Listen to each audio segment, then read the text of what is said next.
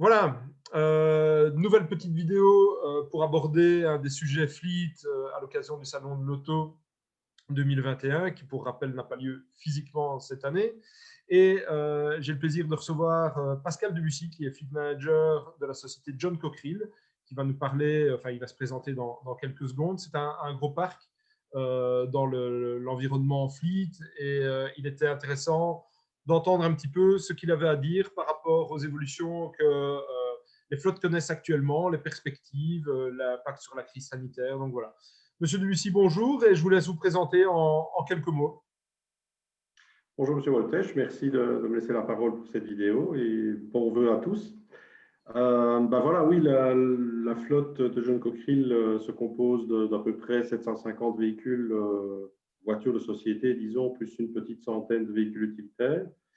Donc c'est une flotte relativement importante. Je gère cette flotte en fait depuis 2 ans maintenant. J'ai un parcours essentiellement dans les ressources humaines, d'une manière assez large et générale.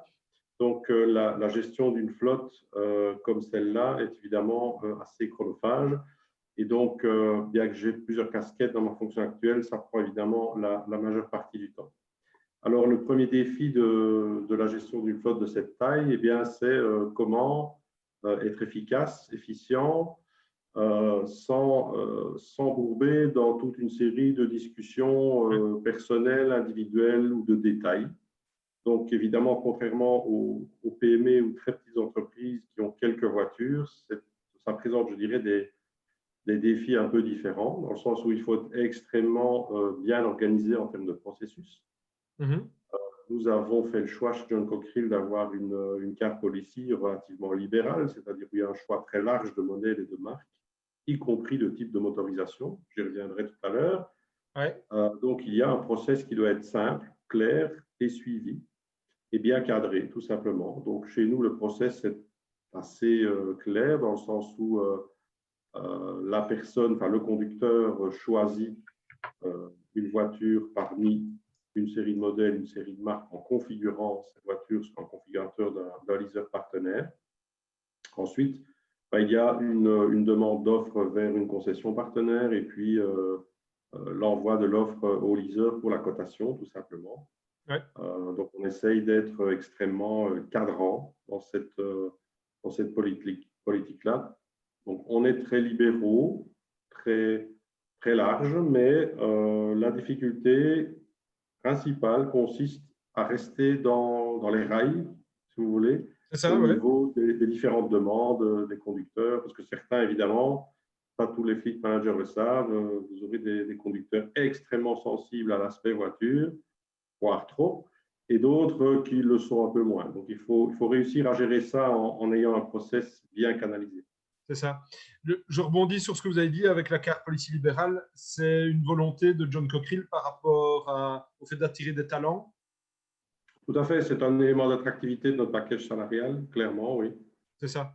Ce qui, vous, entre guillemets, enfin, faisant partie des RH aussi, vous devez faire la balance entre le fait d'être attractif, mais le fait que ça ne vous prenne pas trop de temps et de pouvoir la gérer correctement. Parce qu'il est clair que si vous cadriez encore plus le nombre de marques, voire même le nombre de modèles, ça vous prendrait encore moins de temps. Ah ben bien sûr, l'idéal serait d'avoir un modèle par catégorie, tout simplement. Ça, ce serait extrêmement facile, peut-être moins attractif pour une partie de la population, certainement. Voilà, ce n'est pas le choix qui a été fait. Donc, on essaye de trouver un équilibre, justement, entre ce choix large et la réduction au maximum du temps de gestion que ça peut représenter. Donc, à cet égard, et c'est un point intéressant, la voiture de société a toujours cette attractivité au niveau statut social, peut-être aussi qu'elle engendre. On n'est pas encore passé vers autre chose. Ah non, clairement, je crois que la voiture fait partie dans une certaine catégorie de travailleurs, notamment dans les populations qu'on peut trouver dans le groupe, qui sont des populations cadres pour l'essentiel. Oui, la voiture fait partie quasiment naturellement de la rémunération. On ne peut même pas envisager une rémunération ou un package sans voiture. Donc, on est dans ce type de population-là chez John Cockerill, en tout cas majoritairement. Et effectivement, la voiture représente dans beaucoup de cas un élément élément, je ne vais pas dire décisif, mais qui a quand même un certain poids, ne serait-ce qu'un poids en termes de prestige ou un poids en termes d'utilisation du véhicule pour la famille, par exemple. Voilà, quelqu'un qui a une famille nombreuse, qui a des enfants, etc., va être très, très intéressé par ce type de package, évidemment. On est encore beaucoup dans des marques premium, alors j'imagine. Oui, les marques habituelles premium allemandes sont évidemment majoritaires, mais on sent quand même un frémissement actuellement dans le marché de l'automobile, notamment suite à toutes les mesures fiscales liées au CO2, au développement des nouvelles technologies d'hybridation. Et là, je ne vais pas dire que c'est en train de redistribuer les cartes, mais on sent quand même une évolution encore timide pour l'instant, mais réelle, je crois, où chaque marque doit plus ou moins se repositionner sur le marché, et en ce compris le marché des véhicules de société, qui n'est pas pour beaucoup de marques un marché très important à l'échelle européenne ou mondiale, évidemment. Mais ça peut avoir des conséquences en Belgique sur des comportements de choix de collaborateurs sur tel ou tel type de véhicule. Et l'impact principal, c'est évidemment l'apparition maintenant depuis l'année passée, en fait, apparition en masse dans les gammes de toute une série de modèles hybrides. C'est ça. C'est ça. Au niveau, petite parenthèse, au niveau flotte, la Belgique, c'est encore un petit peu le village d'irréductibles gaulois qui fait un peu différent des autres. Justement, au niveau des nouvelles motorisations et des nouvelles motorisations qui arrivent dues aux nouvelles règles politiques de fiscalité, j'imagine que vous avez dû vous adapter. Oui, on doit s'adapter en permanence et beaucoup plus souvent qu'avant. Moi, j'ai coutume de dire, alors je ne vais peut-être pas me faire des amis dans les autres fleet managers, mais j'ai coutume de dire que pendant 20 ans, je veux dire, le métier de fleet manager était un long fleuve tranquille, mais était quand même relativement stable du point de vue fiscal et du point de vue technique, puisque si je caricature un minimum, c'était tout le monde au diesel et on connaissait l'ATN pour les 10 ans à venir. Aujourd'hui, ce n'est plus du tout le cas, puisque nous avons des réformes fiscales qui sont maintenant en vigueur en termes de fiscalité employeur. On ne sait pas encore quelle va être l'évolution future de la fiscalité pour les utilisateurs. Là, on s'attend évidemment à quelques surprises et des évolutions majeures, mais surtout l'apparition des modèles hybrides ou électriques sur le marché change complètement la manière de choisir une voiture. C'est-à-dire que l'aspect, entre guillemets, fun ou prestige a tendance un petit peu à être battu en brèche et aujourd'hui se confronte plutôt à des considérations pour certains qui sont de type environnemental ou simplement économique. C'est-à-dire que l'ATN aujourd'hui commence à être un critère de choix, clairement. Ce n'est pas encore la majorité, mais on sent qu'il y a une lame de fond à ce niveau-là qui arrive. Moi, effectivement, j'ai l'impression que parfois les conducteurs, entre guillemets, s'en foutent complètement de leur ATN. Mais vous sentez, à une échelle comme la vôtre, avec 750 véhicules dans la flotte, vous sentez quand même qu'il y a des gens qui s'y intéressent de plus en plus. Oui, et il y a une espèce d'effet de groupe, je dirais, ou d'effet de tache d'huile, c'est-à-dire que quelques conducteurs commencent à aller vers des véhicules hybrides, que ce soit plug-in hybride, auto-rechargeable, et manifestement, ils en parlent autour d'eux. Donc, les collègues commencent à s'intéresser à cette technologie, et là, on remarque que depuis un an, maintenant, on a, si je prends notre flotte aujourd'hui, avec les voitures en cours et en commande, je pense que nous sommes à plus de 10% d'hybrides. C'est ça. Ce qui était, alors qu'on était à moins de 1% il y a un an, clairement. Donc, c'est une accélération assez forte. Ouais, c'est ça. Tiens, petite parenthèse, mais toujours en rapport avec la mobilité, par contre, est-ce que vous remarquez que le vélo aussi aurait un intérêt, est-ce que vous le proposez déjà et est-ce que vous avez des demandes? Est-ce que ça subit un peu la même accélération finalement que les hybrides? Oui, en fait, le vélo est le second mode de déplacement dans le groupe, en tout cas dans les entités belges, chez John Cockerill. que nous avons depuis 2 ans, je dirais, proposé des campagnes de promotion du vélo, donc l'utilisation du vélo pour venir au travail. Et ça a pris relativement bien, malgré le fait que notre site de Seraing ne soit pas particulièrement bien desservi en matière de pistes cyclables, c'est le moins qu'on puisse dire. C'est plutôt encore un environnement du tout à la voiture, malheureusement, mais bon, on espère que ça va changer. Mais malgré ça, le vélo commence à avoir un certain succès. Alors, ce n'est pas un succès gigantesque actuellement, mais quand même réel, clairement. On est passé en 18 mois de 2 ou 3 cyclistes anecdotiques à une cinquantaine d'utilisateurs réguliers du vélo pour se rendre sur le lieu de travail. Et clairement, il commence à y avoir une réflexion, et notamment et surtout, je dirais, dans les jeunes générations, une réflexion sur comment envisager ma mobilité autrement. C'est-à-dire, pas forcément remplacer la voiture par quelque chose, mais réfléchir en termes d'intermobilité ou de multimobilité. Donc, comment combiner la voiture, le vélo, le télétravail qui est aussi, qui impacte aussi la mobilité, évidemment, puisque si on permet le télétravail, ce qui est le cas chez nous, à raison de 1 ou 2 jours par semaine, forcément, la mobilité va se voir d'une façon différente. Évidemment. Et va s'adapter d'une façon différente dans les ménages et au niveau de chaque collaborateur. Donc, ce sont des éléments qui vont influencer la mentalité, mais tout doucement, et ça va avancer très progressivement vers quelque chose de beaucoup plus hétéroclite. Et moi, je voulais vous demander quelles étaient un peu les perspectives, mais je vais peut-être vous aiguiller en rebondissant sur ce que vous venez de dire. À cet égard, vous envisagez un budget mobilité, par exemple, chez John Cochrane? Alors, on envisage un budget mobilité, mais pas sous la forme de la législation en vigueur depuis l'année dernière. C'est un espèce de budget mobilité qui ne dit pas son nom, Canada Dry, si on veut, en quelque sorte.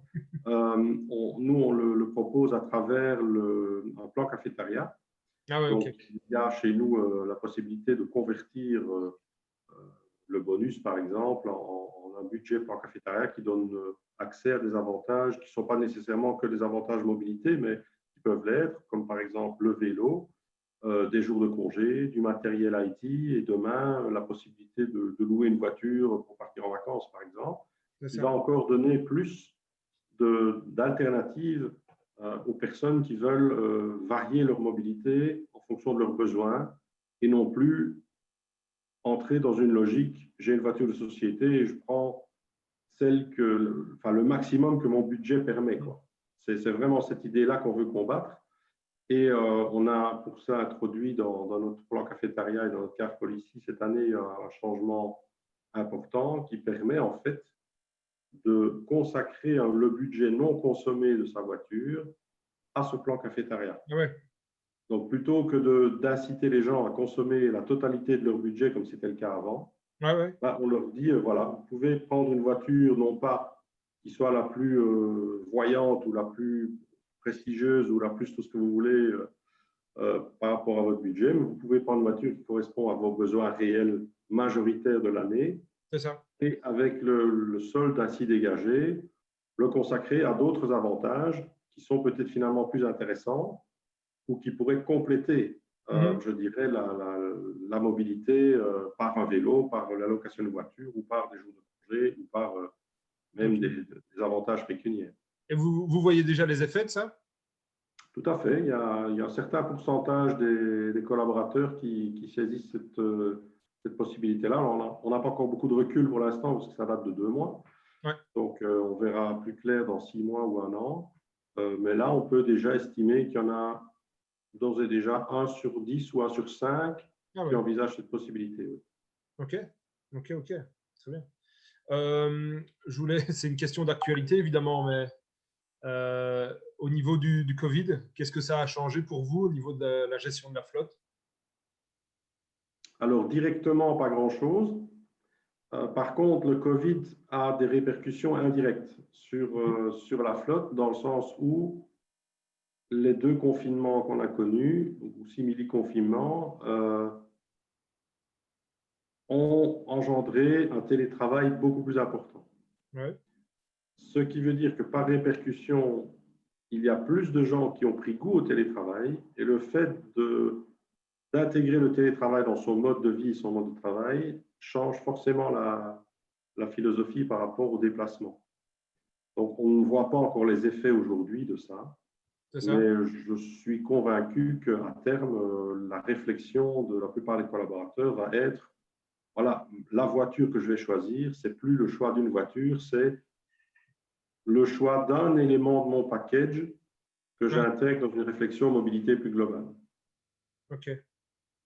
Vous n'avez pas été amené à revoir les budgets leasing, par exemple, peut-être même des contrats en cours ou quelque chose comme ça. On sait que certains ont un peu dans la panique prolongé d'1 an tous les leasings en cours. Vous n'êtes pas tombé là-dedans? Non, on n'a absolument pas modifié les contrats de leasing pour cette raison-là. Alors, on constate évidemment en 2020 une chute assez grande du nombre de kilomètres parcourus, bien sûr. D'où une économie en carburant qui est quand même pas triste.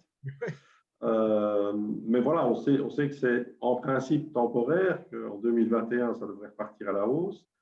Mais on n'a pas forcément modifié notre politique de contrat de leasing à ce niveau-là. Vous êtes plus dans une position d'attente et vous voyez comment ça va évoluer, comme je le comprends. Disons que notre réflexion est ailleurs, elle est sur le plus long terme, dans le sens où, par exemple, le gros changement qui a influencé, ou un des gros changements qui a influencé la politique fleet de 2020 n'est pas tant le Covid que l'apparition des motorisations alternatives. Puisque on est passé d'une motorisation diesel pratiquement généralisée à aujourd'hui, si on rentre dans le détail, 7 types de motorisations différentes. Pour autant qu'on distingue les plug-in diesel des plug-in essence et des mild hybrides, etc. Et on attend encore dans le futur certaines marques qui vont développer d'autres technologies d'hybridation. Donc aujourd'hui, il y a un élément qui n'existait pas avant dans la politique d'une politique fleet, c'est que il faut considérer l'adéquation de la motorisation par rapport au profil de conducteur. Je m'explique, je prends 2 cas extrêmes. Il n'est pas possible d'octroyer, enfin pas possible, il n'est pas intéressant en tout cas d'octroyer un diesel à quelqu'un qui fait 10 000 km par an et qui habite à 500 mètres de l'entreprise, comme il n'est pas très sensé de donner une plug-in hybride essence à quelqu'un qui va faire 350 km d'autoroute par jour. C'est ça, oui. Donc, le profil de conducteur influence aujourd'hui le choix de la voiture.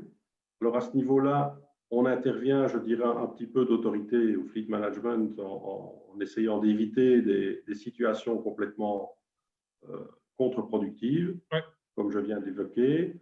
Mais on essaye aussi de mettre l'accent sur la pédagogie, sur l'explication auprès des gens sur l'existence des différentes technologies, parce que je remarque que la plupart des conducteurs n'ont pas conscience de l'impact du choix de telle ou telle technologie. C'est ça, tout à fait. Et évidemment, l'exemple classique, c'est la personne qui prend une voiture plug-in et qui ne roule que sur le moteur thermique. Évidemment, tout ça est totalement contre-productif. Donc, on met en place des dispositifs et des outils qui vont inciter les personnes à jouer le jeu et à optimaliser l'utilisation de leur véhicule en fonction de leur profil. On pourrait conclure là-dessus parce qu'en une réponse, vous venez de justifier la création de la société Exolo. Donc ça c'est une super pub. Par contre, j'avais quand même une dernière question. C'est comment voyez-vous l'avenir au niveau de la gestion d'une flotte je ne sais pas moi, à 1, 2 ans ou peut-être même 5 ans. Comment pensez-vous que votre flotte va évoluer? Alors, il y a plusieurs éléments. Il y a d'abord ce qu'on entend au niveau des intentions politiques, des choses du style toutes les voitures de société devront être électriques en 2026 ou ce genre d'effet d'annonce. Personnellement, je n'y crois pas. Il y a un élément qu'on oublie parfois, c'est il y a quand même, je pense, 12% du parc belge qui ont constitué de voitures de société aujourd'hui. Ça fait beaucoup de monde. Ça fait des gens qui sont habitués à une certaine image de la voiture de société, à une certaine pratique, et on ne va pas révolutionner les mentalités de 20 ou 25 ans par une simple décision politique comme celle-là. Donc, je pense qu'on va y aller doucement. On va aller, je pense, dans les 5 prochaines années vers une plus grande diversification des technologies, vers un abaissement du CO2, donc vers une flotte de voitures de société beaucoup moins polluante, mais on n'y arrivera pas à marche forcée avec des mesures radicales. Je pense que ce n'est pas une bonne idée, parce qu'il faut quand même un minimum d'adhésion de la population concernée par ce genre de mesures. Et moi, je remarque au quotidien qu'il y a quand même encore beaucoup de personnes qui ont des référentiels liés aux véhicules de société qui sont aujourd'hui obsolètes. Ok, voilà. ouais, ben oui. On a parfois des réflexions très, très bizarres du genre ah non, je ne vais pas choisir une voiture avec un moteur de 1,5 litre. Pourquoi pas? Parce qu'on a encore cette référence du 2 litres diesel, des premiums allemands des années 2000, 2010, que sais-je. Donc, il y a encore des stéréotypes qui ont la dent dure et il va falloir du temps pour faire évoluer tout ça. Ben voilà. Merci pour cette conclusion. Je pense que c'était assez éclairant. Et ben, je vous souhaite le meilleur pour 2021. J'espère que tout se passera bien. Et à très Merci bientôt beaucoup. alors. À très bientôt. Plaisir de vous revoir. Merci. Merci.